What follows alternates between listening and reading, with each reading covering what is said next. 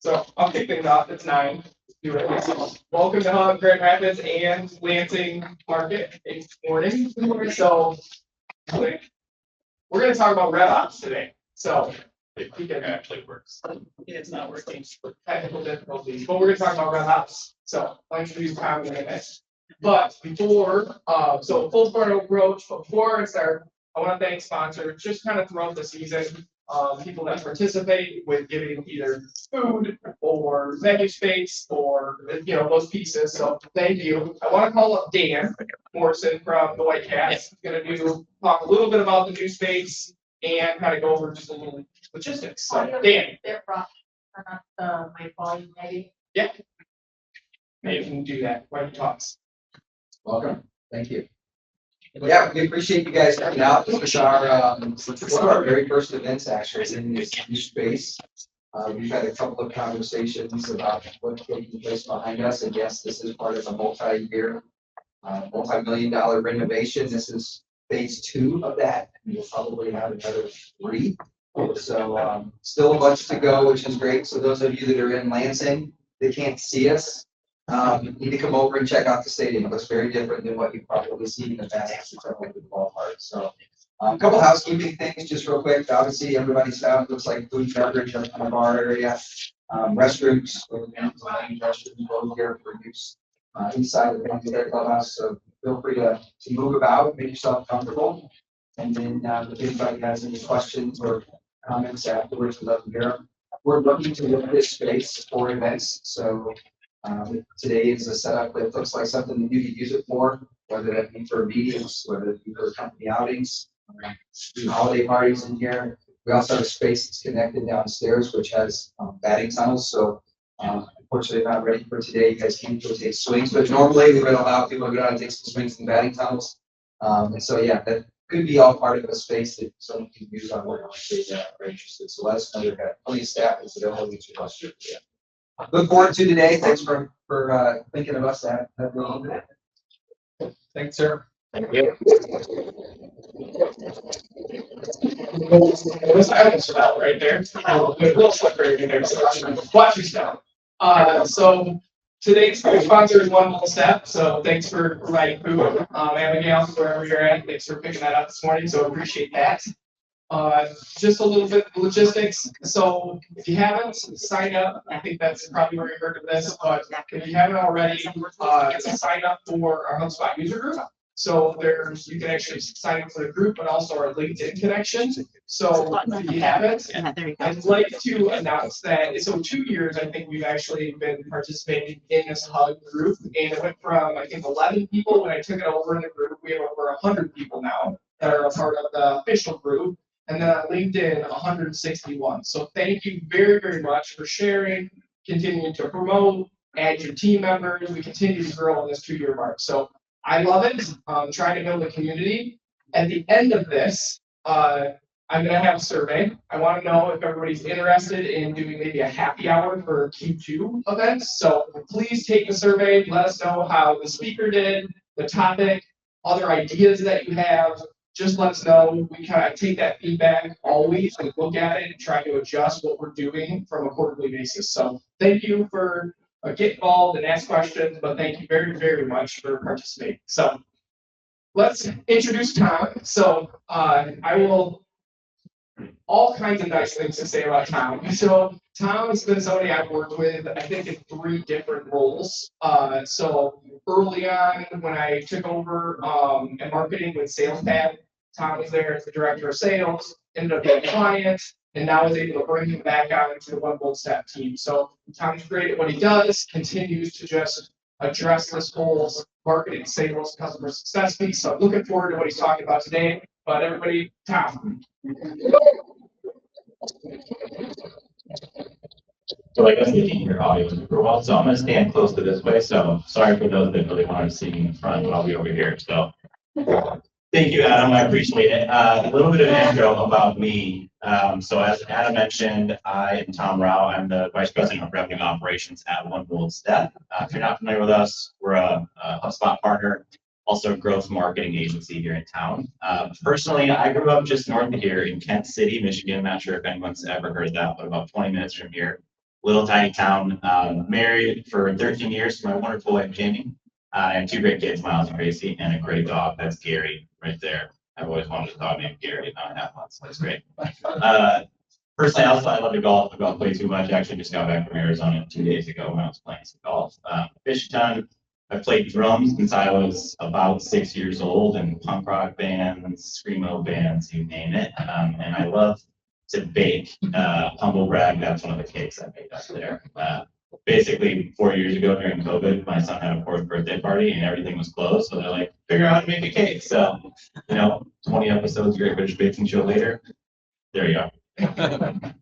Professionally, I have been, Adam mentioned, I've been running sales teams really in mostly the software space and professional services for about 12 years. I started my career at a company called SalesPad, which there's a few people that have ties to that here. I started as an account executive managing territory. About 4 years later, I was director of sales. I worked there 6 years in total.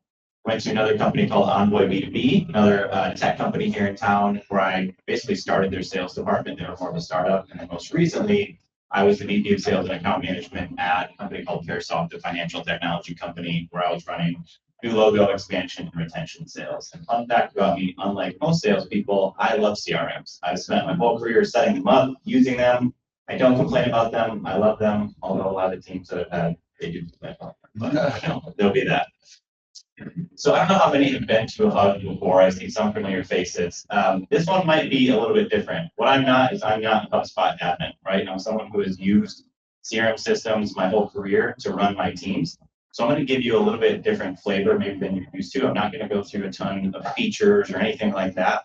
I'm going to talk more practical use cases of how I've used CRMs, HubSpot, Salesforce, others to run my business. I don't know how you all learn, but I need examples. Like, tell me how to apply it to my business. Tell me how to use it. So I'm going to give you some of those, as well as cover some features too. So first off, I want to define what RevOps is. This is a popular term if you live on the West Coast or East Coast, but it's kind of a newer department or role here in the Midwest, I would say. I really want to I'm going to talk through kind of common gaps that I find with companies using HubSpot to track their various revenue funnels. So kind of the gaps that I see when I go in there and I take a look at them. And like I said, I want to talk through some real life scenarios of how I have solved those funnel gaps at companies I've been at, or how we've solved them for clients that we work with. And then lastly, really it's just a challenge for maybe to think a little bit differently of how you might be using HubSpot to grow your revenue. Let's see if my clicker still works. There we go. Before we start, I do have a confession. As my friend Usher said, if I'm going to tell it, I got to tell it all. I am if I will click, maybe. Here we go. I am a recovering Salesforce admin. Hi, my name's Tom. I'm a recovering Salesforce admin. I bring this up because, for context, I've used HubSpot and Salesforce together at every company I've worked for. I've used Salesforce as a CRM. I've used HubSpot as a marketing automation tool. And if you were to ask me 5 years ago, if I would have bought HubSpot to run my CRM, my sales, my renewals, my expansion, I would have told you there's just too many gaps, and that's why I would buy Salesforce. I worked at One Bold Step for a year now, using HubSpot with tons of different clients, and I can tell you that they have significantly closed that gap. So whereas in the past, I always thought I needed Salesforce to really run like, hey, HubSpot, you got the marketing side, Salesforce, you can take all the sales side. HubSpot's come a long way, and I can say I am proved wrong. We're doing some great things with HubSpot and sales process. So I just call it out for context. I think based on the list that I saw, there's some Salesforce users in here that I saw as well. So I kind of have the perspective of both of those. So we just got to come clean. Before you go, could you explain some of the differences you've seen have bridged? Between Salesforce and HubSpot? I'm kind of one of those people who's getting into HubSpot. And honestly, the big thing that I had gaps with, the question was for those that didn't hear, was kind of the differences I've seen between Salesforce and HubSpot. I think initially a lot of that for me was around just the deal pipeline, some of the things that you could do with custom fields, with automations, with forecasting. That was a big one. There's a lot of gaps with forecasting that you could do. A lot of it was the reporting capabilities, honestly, that you could be able to do to actually build pipeline reports and those sort of things. So there was just a lot of gaps, and also just some feature things around like how you can set up pricing to do quoting, just all of those various things. So with Salesforce, I've used their CPQ tool, Configure Price Pro, which does very deep pricing.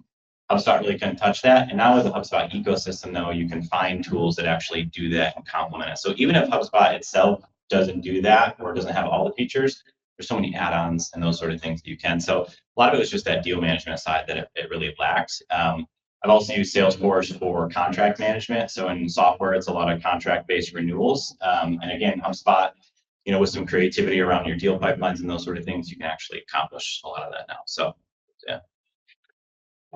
All right. I've found that my clicker likes to go to sleep about every 5 seconds, so I just have to click it about 12 times. So a little bit of icebreaker, no trust falls, no traumatic childhood stories or anything like that. I'm simply just going to call out a few things. So I want to kind of wrap our heads around what revenue operations is. So I'm going to call out a few things, maybe quotes you've heard within your organizations. And I want to kind of just by show of hands, which department you think is responsible for fixing that. So one of those is every sales team has said this in every place. All the leads we get from marketing are bad, right? So whose job would you say it is to fix that department-wise? Would you say that's marketing's job? Just a quick raise of hands. Sure. Fix bad leads. How about sales? Yeah. She's where I'm going with this. Sales and marketing over. Yeah, that's right. So it's everybody's responsibility. You can make a case for it being throughout the whole company, right? For sales, how are they bad? Is it price? Is it the industry? Were they the wrong titles? Like, tell me more, please. Marketing, what was it? Our branding, our value prop, the channels we're going through, and then product. Even do we actually just have feature gaps in our product that are leading us to find leads that need something that we simply just don't provide, and therefore we have to disqualify them? Maybe our price is wrong as well. So really, everybody. This one I took twice, so it gave away. We keep missing client go live dates. But you kind of get the idea here that there are issues that happen in organizations that kind of get siloed into like this department owns that. It's your job to fix that particular thing. And the fingers all start pointing at each other if you fix that. But in reality, it really covers multiple. So if you talk about things like, hey, we keep missing their clients' go live dates or delivery date or whatever your business is, you could argue there's customer success, implementation issues, delivery issues, sales, actually setting the right expectations of when you might be able to go live. Operations, do we have enough resources to actually do this project at the time that they need it? And even down to marketing, what is our messaging saying that we can actually do as well? So how do we line all these departments together, right? Not have them live in silos? Answer to that, Vanna, revenue operations. So I want to give you kind of the definition of revenue operations, the out of the book definition, and I'm going to give you my definition of revenue operations after that. So to read this, revenue operations is an end-to-end model that unifies customer engagement across functions and integrates people, processes, and technology across the business to operate more predictably and efficiently, collect data across the entire revenue process, and view that data through a trusted communal source. I highlight that in orange because that trusted communal source is HubSpot. My definition is breaking down the silos of your departments, and it's slapping some RevOps tape on your conversion gaps. Anybody seen that Flex Tape commercial? Okay. So something I was told, so my last company was private equity backed. We were owned by a company called Turnover Capital. And one thing that I was in a board meeting and probably getting beat up over, some bad sales numbers or something like that. We're missing data. One thing the owner there said that every business process has a funnel, and it's kind of changed. It's very simple, but it's kind of changed the way that I view setting up systems to be able to track your data or your processes through a funnel. And I want to talk about the funnels a little bit more because if you can actually track the stages of the various funnels of your lead cycle, your sales cycle, your customer success cycle, you can identify breakdowns or conversion gaps before they become larger issues, right? So if you get to the end of the year and you say, we missed our revenue goal, it's too late. You can't fix that. You need to see sort of the leading indicators that tell you that. And we do that by being able to actually track our business or our revenue cycles through these funnels. So we've probably all seen this traditional funnel, the marketing funnel. I would say this is kind of how to acquire a net new customer. You have awareness, interest, desire, action, conversion. You might call them different things, but this is kind of your traditional marketing funnel. From what I've seen, this is where most companies stop using HubSpot. For me, as someone who has used Salesforce in companies, this is a lot of times where I would stop using HubSpot because I've got an accounting system for that or an ERP or I use Salesforce for that. So this is where we see a lot of companies stop using HubSpot. But it's capable, and I don't know if you've seen this, this is the bow tie funnel. So this basically kind of flips that on its side and it has a whole back-end process, which is actually, once you actually convert that customer, how do you make them an adopter, a loyalist, an advocate, a brand ambassador? And then in between that, how do we keep a constant feedback loop to learn, change, improve, so that we can ultimately grow our business and improve the customer experience? Now, if you've been to Hubs before, or if you subscribe to anything from HubSpot, you've probably seen they have a similar model that they call their flywheel. Same idea, different shape, right? So strangers, prospects, customers, promoters, attract, engage, delight, all of those kind of spinning in motion, create growth for your company. So it's the same idea. I just like the funnel because it allows you to track things and plug holes and all that sort of stuff as well. But again, same idea. So like I said, again, if you had asked me 5 years ago, does HubSpot has everything you need to do this? I would have said, there's some gaps, but HubSpot truly does have all the tools you need to track the entirety of that revenue funnel. We're going to kind of talk through these. Disclaimer. I will say this till I'm blue in the face. HubSpot is not a revenue operations strategy itself. It is a tool to help you execute yours, right? Any CRM is only as good as the effort you put into implementing, optimizing it, and evolving it. A lot of people want to set it up and be like, why isn't it working? Well, it's because you're not putting the time and attention into it, and you're not changing it as your business evolves. So big disclaimer that it's a tool to really help you with that strategy. You have to know how to use it, and you have to evolve it. Here. I want to take you on a little bit of a journey. Really, so revenue operations has 3 key pillars, which is marketing, sales, and customer success. So what I want to do is I want to talk through each of these and really just talk about common gaps that I see and how companies are utilizing HubSpot that doesn't allow them to track their processes through a funnel. So their lead funnel, their sales funnel, their customer funnel. So I'm going to go through some of those. I'm going to highlight a few of them. And then I'm going to talk through some real life scenarios of how I have kind of solved revenue challenges utilizing this funnel approach in businesses or clients that I've worked with. So part 1 is lead management. So I'm going to call this marketing, but for all intents and purposes, we're going to call it's lead management.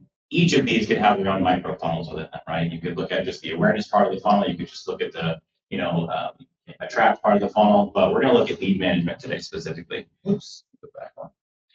So the biggest mistakes or gaps that I see, like I said, I'll touch on a few of these, not all of them, just for time's sake. First and foremost, usually when I look at someone's HubSpot or we go to implement HubSpot, I'm going to say, where's your buyer's journey or your customer journey? You need to understand how your buyer or your customer works, and you really need to adopt HubSpot around that process. A lot of companies kind of set up or pigeonhole HubSpot like this is how we work versus this is how our customer buys or this is how our prospect buys. That'll inform a lot of the ways that you actually choose to set up your system. Next, and this is a huge one, I see so much confusion on this, life cycle stage versus lead status. How do I use them? How do I utilize them? These are probably the 2 biggest things for actually being able to track your leads through a funnel. So I'm going to define those and talk about those a little bit more, but it's just I could say for every client I log into and look at a new HubSpot, most people aren't tracking lead status or doesn't know how it works. So there's just a lot of confusion around that. Lead scoring strategy. For one, I would say a lot of folks just don't set up lead scoring. Or if they do, there's not much of a strategy, but they're like, hey, it's an MQL now what do we do? We see that a lot. So just having that strategy around what sort of automations or workflow, how do we get that MQL to kind of continue through the life cycle stage journey and eventually get to talk to sales? A story that I'm going to tell after this is really related to lead dispositioning, of actually dispositioning the leads that come in, like why were they bad, why were they not qualified? I notice a ton of people just don't do that, and that can give you a ton of great data and allow you to fix a lot of holes that you have in your lead management process. Lack of defined nurturing paths. I don't know about all of your sales teams. I'm sure they're great. I know that all of my sales teams don't close every single lead that ever come to them. Sometimes they have to go back into the marketing funnel. So having a process to be able to kind of put those back in the top of the funnel or go through a designated marketing nurturing path. Too many times I find that they come in and then they just sit there because they didn't move forward, and that's a lead that we're just now doing nothing with, essentially. And then lastly, and you're going to see this in all of them, the people element of this is just not consistently reviewing the pipeline and making adjustments, actually having a regular cadence to meet as a team, to review your pipelines together, and actually to find the issues and to solve the gaps together. So the first one I want to talk about is life cycle stage versus lead status, just to kind of give some clarity around what the intention of both of these are, because they're really meant to work together. So this may be reviewed for some people, but I'll just kind of read out the definition. So lifecycle stage tracks where a contact stands in your overall marketing and sales process. It follows that contact from their first interaction through becoming a customer and beyond. So think of it as subscriber or lead, whatever you want to call it. They don't know you, they're just a contact in your system. And eventually MQL, SQL, opportunity, customer, past customer, you name it. That's the lifecycle stage. Lead status specifically is a sales-oriented property that indicates where that lead stands in your sales process or reflects a sales rep's activity with that lead. So typically lead status should be used in conjunction with a very specific life cycle stage. So for instance, it depends on your organization and when you want your salespeople to reach out. If you have prospectors, they might start utilizing lead status when someone becomes a marketing qualified lead. Hey, they've shown some intent. Let's start reaching out. Let's start prospecting. Or if your business says, no, our sales team doesn't talk to them until they've raised their hand or fill out a form or taken a meeting, that may be when you start tracking lead status. Now, I found a little graphic, and I apologize, it's not the most clear graphic. Kind of ignore the actual stages in there. I think it just does a good job of kind of showing how lead status, lifecycle stage, and your deal process relate to each other. So lead status is at the bottom there, right? Again, you have new, open, in progress. You can call these whatever you want. Again, think about these as sort of the journey that a lead goes through in kind of talking with your sales team. You can see that is utilized in conjunction with SQL in this case. Like I said, depending on your organization, if you want your salespeople to contact or warm or engage prospects, that might be MQL. But pretty much before then or after then, lead status doesn't necessarily matter. This is to track your lead funnel with leads that you want to talk to. And of course, hopefully they eventually want to talk to your sales team, they get qualified, they become an opportunity, and that's really where you utilize your deal process. Most companies that I see, when I go and I look up their sales qualified leads, I'll find like all their lead statuses are new or empty or they're not utilizing it. So it just makes it really hard to tell where that lead is in your sort of your sales cycle or your lead cycle. I will say, a little bit of a tip. If that is something you struggle with, sometimes it can be hard just to manage fields to track these funnels. Consider utilizing the lead object in the sales workspace. In fact, I think, Nathan, when you did one of these, you talked about the prospecting workspace. Now it's the sales workspace. So I mentioned I've used Salesforce forever. For those of you who are familiar that Salesforce has a lead object already. HubSpot has kind of started to adopt this, which I think is a really good call because it makes it a little bit easier to manage. The sales workspace is nice, and I'll just highlight that quickly. It'll work. There we go. So the sales workspace, it's available on HubSpot now. The nice thing about this is you can manage both your leads and your deals in there. It's kind of like a single pane of glass or one-stop shop for your management, all your follow-ups, prioritizing leads, categorizing them. It allows you to create a customizable journey for these leads. So similar to how lead status, you can set up like new, connected, in progress, whatever you want. You can also do that with this lead object, but the nice thing is it's a separate object where you can just create custom fields, you can create whatever you want, anything you need to know around actually tracking the lead. Leads can also be created when a particular lifecycle stage is met. So again, if your process is, hey, I want my salespeople to start reaching out when it becomes marketing qualified, you could have that create the lead in the system. You would see that in the dashboard and your team could work it through that process through the sales workspace. It's also nice because it has native funnel reporting built into it. You can actually view how these leads progress through your leads funnel, which will allow you to identify where any gaps or breakdowns are going to happen. So even if you're not using the lead object, I will say you can still use this for deals. It's actually a great sales tool because all your tasks, all of your meetings, all of your your deals in a really nice, easily organized screen to be able to use. If you're a sales manager, you can actually view all of that information on behalf of your sales reps too. So it's really nice even if you don't use it for leads. So I want to talk in a real life scenario, solving lead conversion gaps. So I'm going to talk specifically about one of my companies and how we identified a lead issue that we had in converting that, kind of how we solved that and what it led to. Again, real life stories. And obviously we all are in different businesses. So my goal is to kind of tell you how I've done it. So you can kind of maybe think a little bit of how you might do the same thing. So start with the problem. So in March of 2023, I was running the new sales team at my company, and we just weren't creating enough pipeline. We just didn't have pipeline created to be able to hit our sales goals. We were trending behind our Q1 sales goal, and we also just saw like we just truly don't have enough in our pipeline to be able to hit our Q2 sales goal either. So I knew that we had a top of the funnel issue, basically creating pipeline. I knew there was an issue, but I had to figure out where that breakdown was occurring. So I started looking through the data. Before I do that, I'm going to say stop. This is where most people would blame marketing because they don't have enough leads. And that sometimes is true, but that's the easy way out. So the easy solution would have been like, hey, marketing not getting enough leads, or these are all bad leads, that's why we can't create pipeline. Trust me, when I talked to all my sales reps, they all tried that. But my data was telling me otherwise. I saw that we actually had enough leads. Like our lead volume really didn't go down at all. It was still pretty good. We just weren't converting those into deals in our process. So I knew kind of that's where the breakdown was occurring. So I started researching. I reviewed about 6 months worth of data because it kind of started in the end of the previous year. I was looking at all of our lead data points, like the sales reps that are on them. We tracked disqualification reasons. We tracked like which products are discussing. the titles of the people involved. We looked at the industries because we served a multiple hospitality, government, education. So I was trying to find correlations around why are they not converting overall? Are there any similarities I can pick out? We also sold various ERP systems like Microsoft Dynamics, NetSuite. So I was trying to find similarities. What I found early on, for the funnel gaps I found was that only 60% of our leads were progressing to the next stage in our process. So our first step in a lead was scheduling a discovery call, right? And our goal on that discovery call was to get them to agree to going to a demo. I found that only 60% of those were going through, which was a bit of a red flag because our discovery process was very light, basically like, what are your challenges? Do we solve them? Cool, let's set up a demo, right? We're not trying to disqualify you, figure out pricing, anything like that.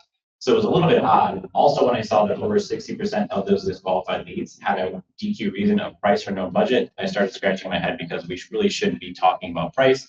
We only had that there in case the prospect said, hey, I have this very specific budget. I can't spend anything more. How much do you cost? And then we had that reason. But I shouldn't find those very often. So red flag in my head.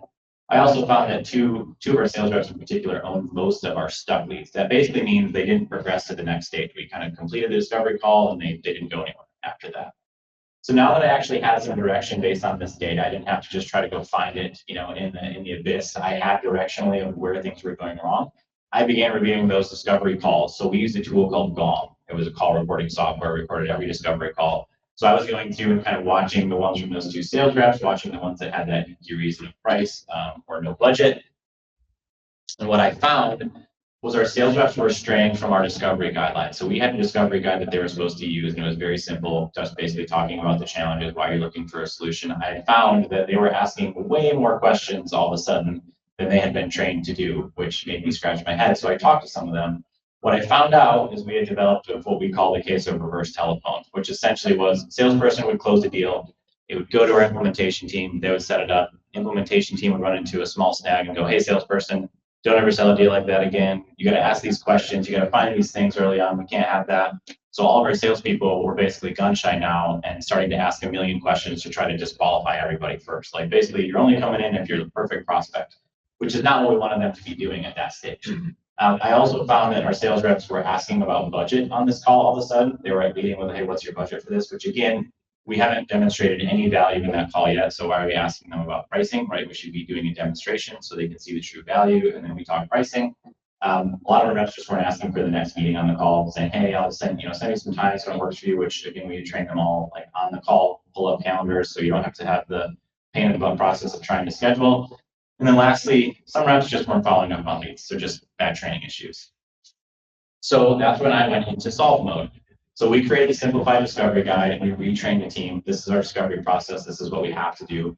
We started adopting what we called more of a buyer opt-out versus a seller opt-in mentality. We basically had our salespeople acting as gatekeepers of like, I'm not going to let you into the sales process unless you're perfect, right? Pricing, budget, everything looks good. We wanted the buyer to be able to do that, right? We can only state the facts of our solution, what we solve, what we do as a company. You decide if you want to come along on that ride with us, right? Obviously, we're going to ask questions. We're going to try to find red flags, but we're not trying to find any possible reasons to disqualify you. And I highlight we did that as a company. That actually took me getting on company calls to say, hey, our sales team's job is to sell. If we're having issues with implementations or we're selling the wrong deals, bring those through me and I'll fix those and see if we have a problem to solve. Let's not make all of our salespeople scared to sell things. Then we started doing normal things like weekly discovery call sessions with the 200 performing reps. We did create some fields to track process a little bit better. Basically, if you didn't set a demo, we had a reason no demo set field, so we could really track that to figure out like, all right, why are people pushing back on getting a demo scheduled? And then we created some reporting around every Monday. I would get a report in the morning from the previous week's discovery calls of the ones that didn't get put to a demo. So that way, when I did one of the ones I could talk about and we could kind of solve for this. So as you can see, some of it's process, some of it's training, some of it's systems, but we created all these different solutions. So for perspective, our sales cycle was about 90 days. So we had this problem in March. In April, we started to implement kind of all these solutions for that. After about 30 days, we saw that our conversion rate was starting to get better. We were getting more people to go to the actual demo. After 60 days, our pipeline started to rebound. We're getting more dollars in our pipeline. And then by the end of Q3, here's what happened. So our sales team ended up breaking the monthly sales record in September. We doubled it in October. We did it again in November, and we did it again in December. We were down 30% in Q1 on our sales. We actually ended up beating our overall sales goal by 30%. You might say, well, that could be for a number of things, or marketing just got better. We actually had flat leads year over year. We didn't have any, we had a lead problem actually. We didn't have more leads than the previous year. We simply just improved that through tracking the data, process adherence, and accountability. We just simply got better at converting leads into our pipeline. So we didn't get better at sales. We just stuck to our process and held our team accountable.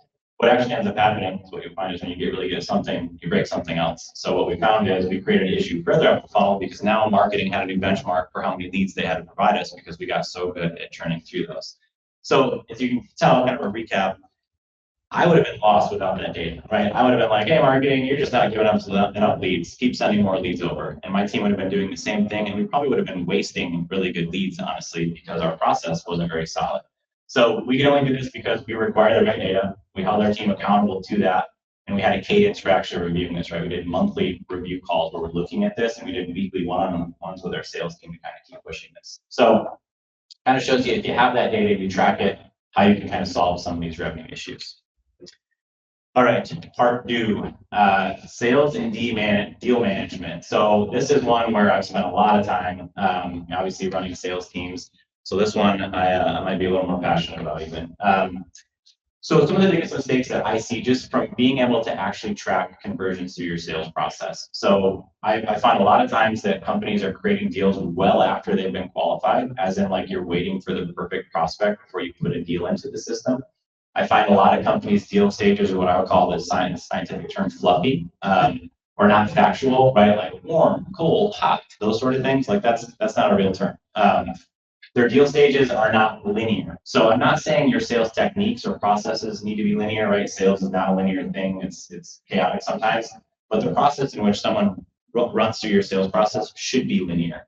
I found a lot of companies, they allow for skipping stages or moving deals backwards, which really hurts your conversion data. It basically makes it so it's worthless. You can't really tell how people are converting if you're allowing people to skip stages or move them backwards. Generally speaking, a lot of folks just aren't tracking things like product and service details, important deal data points, right? If you ask your salespeople to ask customers for it, you should really track that data in your CRM, as well as close loss reasons. The reason these are important is because sometimes your conversion data doesn't paint the full picture. Sometimes you need to kind of slice and dice and filter the data to be able to figure out where the bad conversions are happening. It's not necessarily that obvious if you just look at stages. Lastly, the deal stage entry and exit steps are almost never defined, as in like what has to happen with the customer or internally for this to progress onto the next step, which I have a template, which I'll show you that. And then just again, lack of pipeline management and accountability, actually having a cadence and holding the team accountable. So I want to talk about sales entry point. This is a hot topic. I've had lots of debates with sales leaders about this. I find, again, a lot of companies, one of the first questions we ask companies we work with when we're trying to kind of build a marketing plan with them is like, what's your win rate? And when someone tells me, oh man, it's, what happened? Yeah, there we go.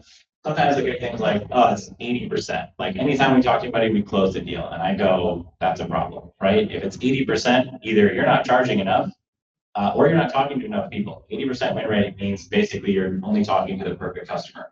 My general rule of thumb for creating a deal so we can start tracking that through the process is, do they match our ICP, title, industry, persona, geography, whatever those are? Does our product or service solve their challenge? Maybe bonus if they have a buying time frame. I've always said if you only create deals for the perfect process, for one, you're manufacturing that win rate. It's not real. You're probably missing good opportunities. Some of the worst discovery calls I've had where I thought this is going to be a big prospect are the biggest deals my team's ever closed. And then you're losing that valuable conversion data. Again, if you're only creating deals halfway through the sales cycle, you're losing all of that great conversion data at the beginning of that sales process, right? If I wouldn't have created a deal until we did a demo, and in my last scenario, we would have missed the true gap that we had at that company. Some tips on your deal stages.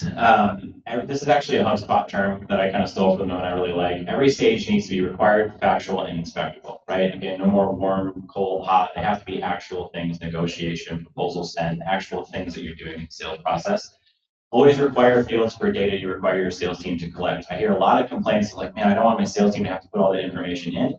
If you make it required, it actually makes their job way easier, right? They know exactly what to do as they're going along, versus having to find it, and they'll always miss it because sales is busy, and it's no knock against them. It's just they're going to miss it if it's not required. Define those entry and exit criteria steps. Basically, what has to happen for a deal to enter this stage? What has to happen for it to leave this stage? prevent your deals from moving backwards, and always make your deals start in the first stage. This is just so we can kind of track those conversions through the process.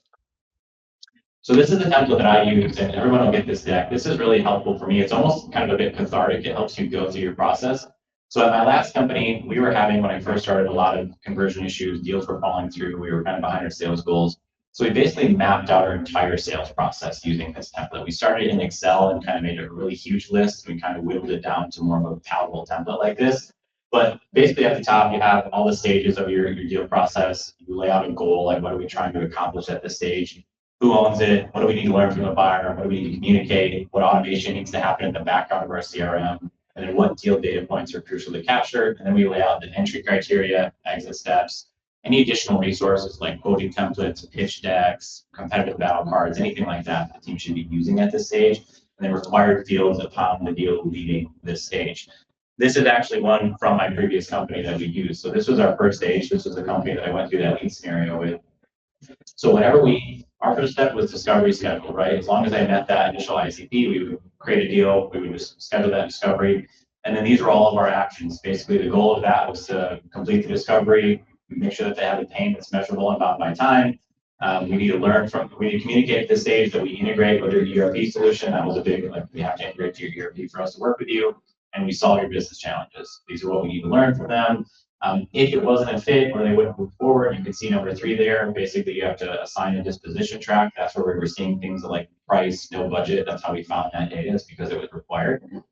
Or if they just simply wouldn't move forward, we had a nurturing track that they could put them in for marketing to keep talking to them and educating them.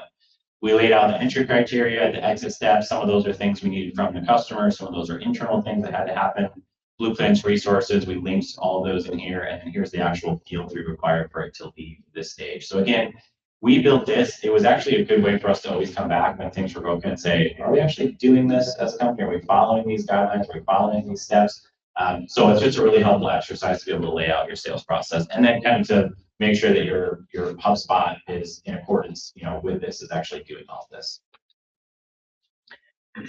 So when you don't follow these tips, here's what your funnel will look like. And this is where I'm actually going to show the data funnel reporting in HubSpot. So a little bit of context. We had a customer come to us that had been using HubSpot for about a year. They had a pretty big sales team. They had a lot of sales volume, and they basically hired me to go in there and say, where do we have gaps in our process? Like, where are we losing deals? Like, we're behind on our sales goals. We're not closing things. So what I typically do first is I go into HubSpot, I pull up their native funnel reporting to try to identify gaps. Warning, your discretion is advised on this. This is their funnel that I pulled up. So that's me trying to figure out where they have conversion gaps. Because as you can see, it doesn't really represent the funnel. You can see, based on, I know I'm looking at this, they're skipping stages, they're starting deals in the middle of the process, they're moving things backwards. So for me, trying to solve this, it's like, I don't know where to start, right? We kind of need to redo this a little bit on there. I will give them kudos. Like, they were creating a deal for every single prospect they had come in. Their team was utilizing it. They had a ton of different fields that they utilized, but they didn't require most of the fields, so therefore they didn't get filled out. So as I was trying to dig through this data to find conversion gaps, it really wasn't possible. And anything I would have found probably would have been incorrect because we had a half story with the data. So my suggestion to them was, we basically need to go through and map out this process again. Like, let's remap this process. Let's require some fields. Let's kind of set up some pipeline rules for them. And they actually just finished at the beginning of this year. And now when you look at the funnel, it actually looks like a funnel, and you can point out those conversion gaps. So they just started to do that. What I want to do is go through a scenario when you actually do follow these tips, how you can use that. So a little bit of context. So another client that we had purchased HubSpot last May. We spent May and June documenting their customer buyer journey, building out that sales mapping template. We had a big giant Excel sheet with pretty much every possible sales scenario that you can think of, and we whittled it down into a template. We followed all the best practices, no skipping stages, the deal process was linear, all of that stuff. They eventually went live in July of 2024. After they went live, we set up monthly funnel review meetings. The first few of those were usually like, hey, the data's bad, let's fix it, right? But after that, we kind of started to get good data, just to show you some of the things that we set up in their HubSpot and go back to stage. So if you're not using conditional stage properties, if you're using HubSpot for deal management, so you can see in every stage, it just has multiple properties. We're requiring several different fields that their sales team has to fill in. These come from the cost calculator they use, they come from questions that they're asking. So there's basically rules around what they have to fill in. So we always are tracking that data. We also set this up. So this is another pipeline rule. we're only letting them create the deal at the very first stage, which is meeting complete. We restrict them from skipping deals. You can't move them backwards. And then we control some editing access because there's an approval process when rates don't meet a certain criteria. So all that to say, we got all this set up. We used all the right rules and kind of went by the book. And we had our first meeting where we had good data, and we found our first conversion gap as part of that meeting. So this is the native funnel report. As you can see, it actually looks like a funnel versus the last one. So we could see that they were doing pretty solid at getting everything all the way to the point where they would send an agreement. They were really struggling to get people to sign those agreements. So that was our conversion gap. For this business, the agreement sign was kind of like the ability to work for a client. So it was kind of a big hurdle to start getting revenue through the door. So it was a big gap that we wanted to try and solve. So we went into sort of the findings and hypothesizing of why this is happening. We're looking through the deal data. We noticed that 28 of the stuck deals were actually only from 2 sales reps. So probably a training issue there. We also noticed, because we tracked the delivery method in which they would send out that agreement electronically versus in person, we were sending a lot over email, which is, if you can, try to do it live, try to present it in person. We were just emailing a lot of those out. We also noticed that if the agreement wasn't signed basically in the first 2 days, nobody was signing it. So like, you kind of had to strike early on. We also noticed a lot of reps weren't following our discovery guidelines. Again, we tracked that using a HubSpot playbook, and they weren't filling it in, they were skipping it, they were kind of putting NA in some fields, so they just weren't following those guidelines. As it happens, some reps just weren't updating their deals in the system. We'd go, hey, why is that one still in agreement signed? Like, oh, they actually signed it last week, I just forgot to update it. So we have to fix those things. And then reps weren't setting up the next meeting during the first meeting. But what they should have been doing was they meet in person, they go through this rate covenant and say, hey, let's set up another meeting. I'll come back tomorrow. We'll walk through this together. They weren't doing that. So some of the solutions we went through, we did individual training with those underperforming reps. We actually built an auto approval process so that if deals met certain criteria, you don't even have to send it in for approval. You can just get it signed right on the spot, as long as it meets those criteria. We pushed the team for in-person proposal delivery when possible. We also created some cool workflows in the background where we would notify the managers, sales managers, when deals had been in a stage for over 7 days. They would get an alert to say, hey, this deal's stuck, reach out to the salesperson. If the deals were large, basically over a certain dollar value, we would also give them notification. We built a process, and this was a play that I had used at a previous company, called our exec outreach process, essentially, where it would notify them, say, hey, this deal's been stuck for a while, it's over a certain value, and then they would reach out on behalf of the sales rep and say, hey, my sales rep's been working with you, I approved this for them, I just wanted to make sure that you know who I was, had any questions. But again, it's just sort of a process thing, and it worked because it made the prospect feel important that someone with a higher title was reaching out. We also created weekly pipeline reviews between managers and reps with very specific focus on the stage. And then 1 month later, we redid it. We had our next pipeline meeting with all the deals that have been created since then, and we increased conversion by about 17% on that particular stage. And actually, on the finance side, you can see the trickle-down effect, right? If we get more agreements signed, we're going to get more orders placed. It means we're going to send more invoices. So it had this great trickle-down effect. This company actually, so overall, last year was sort of a rough revenue year, but we actually hit their net new sales goal. And one of the big reasons why was we had this huge roadblock of just getting agreement signed. We solved this, and they've actually been able to maintain between like a 50 to 60% agreement sign rate overall by just kind of paying attention to this, reporting on it, following those steps that we talked about. So kind of a recap, I'm repeating myself. We can only do this because we have those right deal stages. We require the right information. We didn't allow things to go backwards, skip stages, all of that. We held the team accountable. We had a cadence for actually reviewing and solving those funnel issues. All right, last one here. So expand and retain. And I went a little lighter on this one because I figured I'd be running out of time, which I am. I want to make sure I have time for Q&A at the end.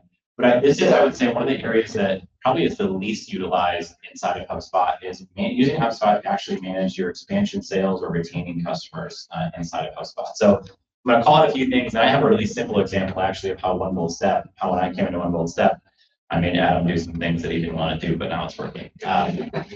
So the biggest mistakes or gaps that I see, for one, just not capturing future opportunities. Again, I'll go back to your salespeople don't sell every single thing initially that someone could buy from that, right? A lot of times you'll be discussing bigger packages or add-ons or those sort of things. You should capture those early on so that you can capitalize on those later, right? Maybe 6 months down the road, whatever that may be. Strike while iron's hot, like keep that traction in your system. a lot of lack of customer segmentation. I'm going through this right now, trying to figure out who the heck's a customer in one of our customers' environments, so we can not send them sequences in emails, just segmenting them on like who is a customer, who's a past customer. I noticed folks love to use one pipeline for everything, as in, hey, we just use a field that dictates whether it's an expansion deal or it's a new client, it's an existing client. When you do that, you basically muddy all of your conversion data, right? Because an existing client is going to buy a different process or speed than a new client is going to buy. And they're different sales cycles. Obviously, some businesses have a contract-based scenario. I've been in SaaS, so we always have contracts, but most businesses have the concept of when the customer could buy your product again. Defining what that repurchase timeframe is, again, so you can see the future opportunity to get them to buy from you again. Again, it's a retention play. Lastly, a couple things is not automatically tracking or creating your renewal opportunities. Again, if you have a warranty, if you have a contract-based timeline, using an additional pipeline to actually automatically create that renewal to track it and forecast is huge. Not tracking products and services. Again, HubSpot can do all of this, like actually tracking the products or services that you quote. That's super valuable data to be able to see where you have fall-offs, to see what somebody already owns, so that when you actually want to go and do expansion, or if you have account managers that are trying to grow wallet share with customers, they already know what they have and own, so they can go try to sell them more of things that they don't own. Then lastly, again, if you do have sort of a contract or renewal date or warranty date, actually capturing that inside of the deal so we can kind of see those future opportunities. So I just want to talk quickly about a couple of these, and I'll talk about how we solve one of these at one bold step. So again, capturing future opportunities. Typically, the prospect isn't buying every single product or service you talked about during the sales cycle. I've always said I'm trying to help my future self out by documenting what add-ons or other products were discussed during that process, so that as my team goes, as my team goes through and they try to figure out, all right, I have this account, what's my account plan and strategy? I already know what people have. Actually, at one of my companies, we track all of these, and we built with some custom fields and expandability matrix that would talk about how much white space a customer actually has to sell into, so we could prioritize those customers. So there's some really cool stuff that you can do once you actually have that data. If it's a big deal, let's say you're talking to someone and it's $100,000 deal, but they didn't purchase that, create a future opportunity and put a close date on it in the future, put a task to follow up. Again, it's just a good reminder. Things get busy, you forget. I'm a big fan of creating future deals for yourself to have, things to follow up on track. Use your pipelines. Again, so many people just create a field to determine what type of sale it is. Again, that completely blurs your conversion data on there. New sales, expansion sales, renewal sales, they all really should have a different sales process, right? The way you sell something to a brand new prospect is going to be different than you sell and upsell and add on to an existing customer. It's different than how you renew a customer if you have that as part of your process. So they really should have different sales processes, and that's why you need different pipelines. So if you cram every single thing into a single sales process, you're blurring your conversion data. Just as a heads up, Sales Hub Starter comes with 2 pipelines automatically. Sales Pro comes with 15 pipelines. So there's a lot of them out there for you to actually utilize.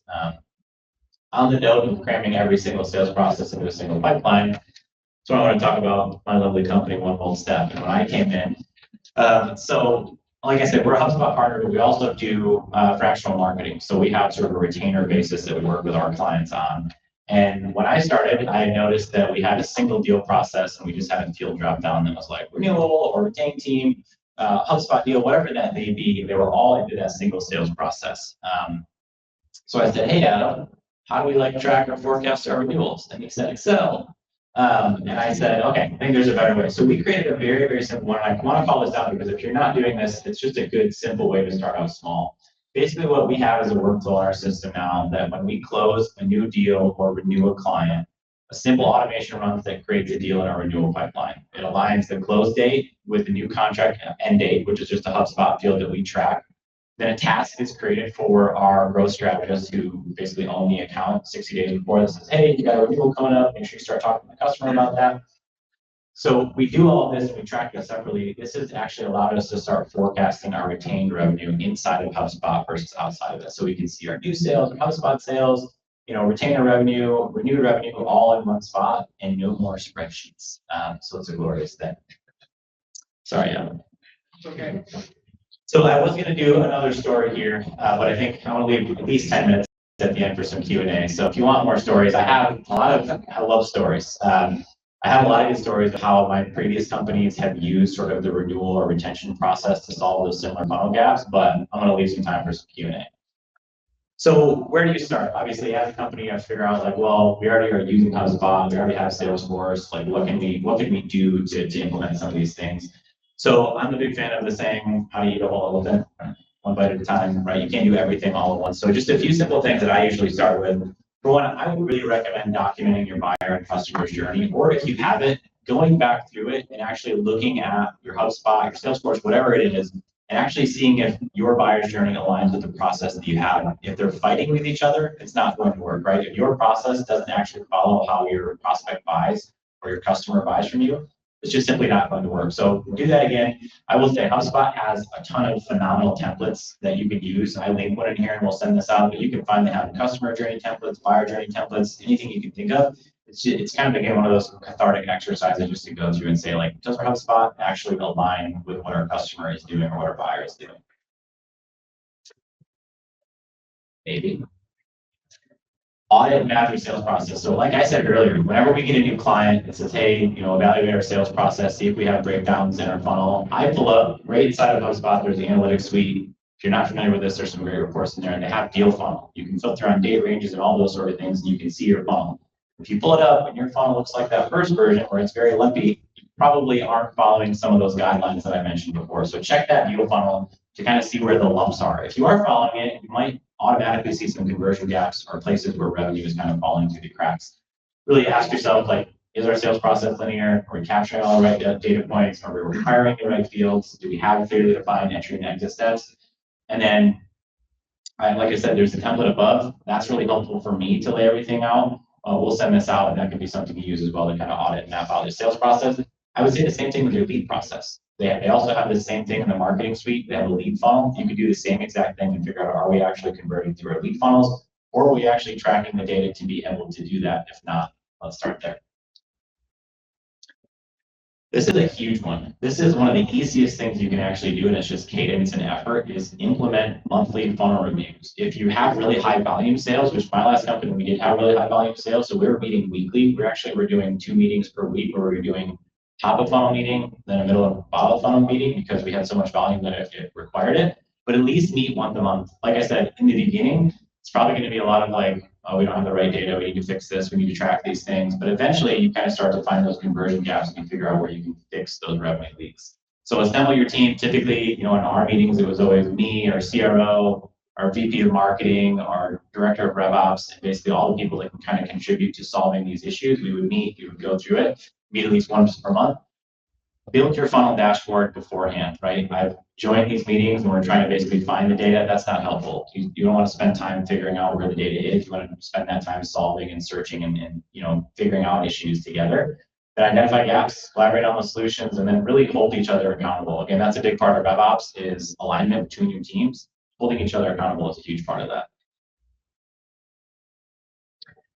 I don't know how many use this. I am a huge fan of using exception dashboards. I can promise you that if you have bad data, you won't be able to track anything through a funnel, as in like reps aren't moving deals to the right stages or close dates are behind. Like anything that's bad data is going to prevent you from doing that.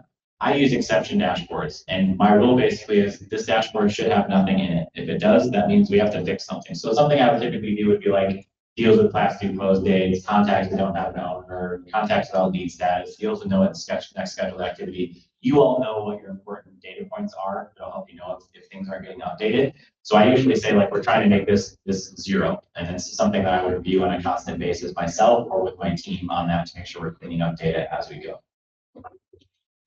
Last thing, if you don't have it now, there is a tipping point where it starts to make a lot of sense to kind of have a RevOps role or RevOps team. We've actually had like 2 clients recently that have hired someone.